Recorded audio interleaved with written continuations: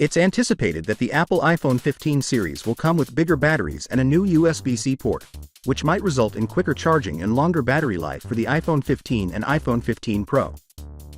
The adoption of new battery technology, which will increase the battery capacity of iPhone 15 models, will be one of the main changes in the iPhone 15 series. The iPhone 15 series will reportedly include Sider's improved stacked batter manufacture technology, which is comparable to that used in electric cars. This will aid in improving battery life. According to reports, the battery increase for the iPhone 15-based model will be the largest, at 18%. It will now have a capacity of 3,877 mAh.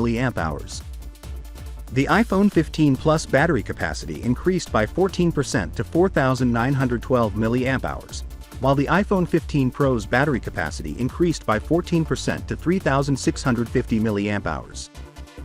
The iPhone 15 Pro Max's battery capacity increased by 12%, and it currently has a capacity of 4,852 mAh.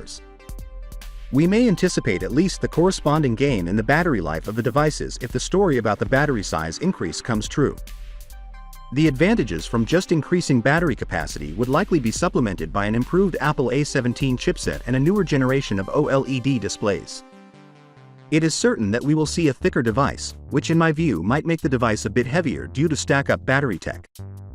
While this is a significant increase in battery life, we also need to take into account the size and weight of the device.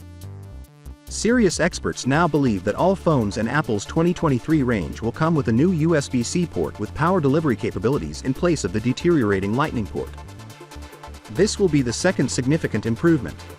With the advent of the USB-C port on the iPhone 15 series, Apple will have all the infrastructure for faster charging in place, allowing it to officially increase the 20-watt charging speed of the iPhone 15 Pro and iPhone 15 Pro Max to the higher 27-watt or 29-watt charging peak. Additionally, this new USB-C will increase the data transfer speed up to 40 GB per second, which I think is a big upgrade as it takes ages to transfer files using Lightning port or via AirDrop. Finally, what are your thoughts about it? So with that being said, let me know your thought in the comment below, and if you are new here, please subscribe. Peace out.